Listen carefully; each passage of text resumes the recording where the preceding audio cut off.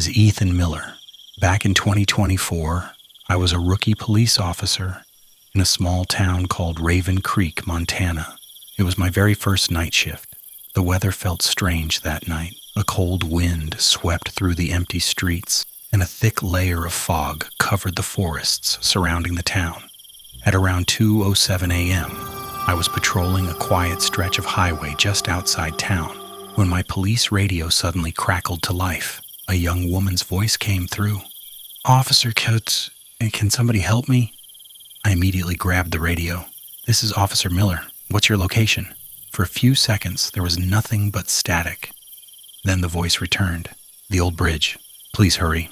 The transmission cut off. Confused, I contacted dispatch. They checked their system and replied, "We don't have any emergency calls coming from that area." Something didn't feel right.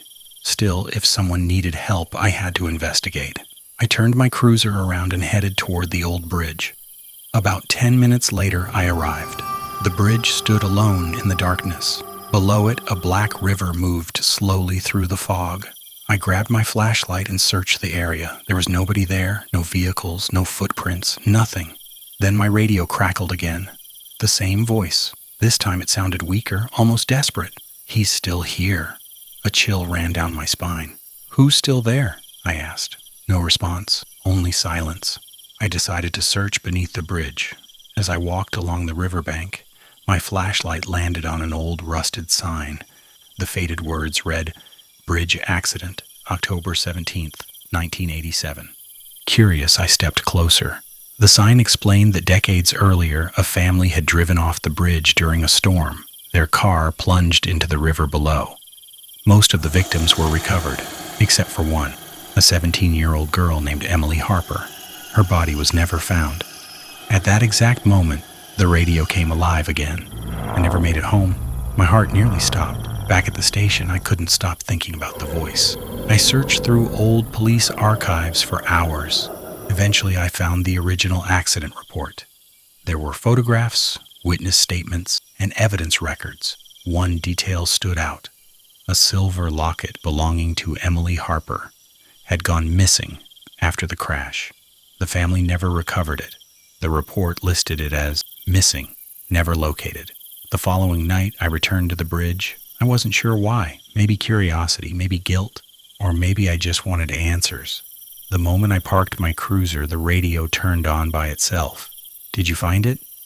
The voice sounded clearer than before, almost hopeful. I knew exactly what she meant. The locket. For hours I searched beneath the bridge. I checked the riverbank, the rocks, and the mud. Just when I was about to give up, my flashlight reflected off something metallic. Half buried beneath the dirt was a small silver locket. I carefully picked it up. Inside was a faded family photograph, Emily Harper and her parents. The moment I held the locket in my hand, the radio crackled one last time. The voice returned, but this time it sounded peaceful. For the first time, there was no fear, no sadness, only relief. "Thank you." A few seconds passed, then she softly said, "Now I can finally go home." The radio went silent. Forever. A few days later, I delivered the locket to Emily's surviving relatives.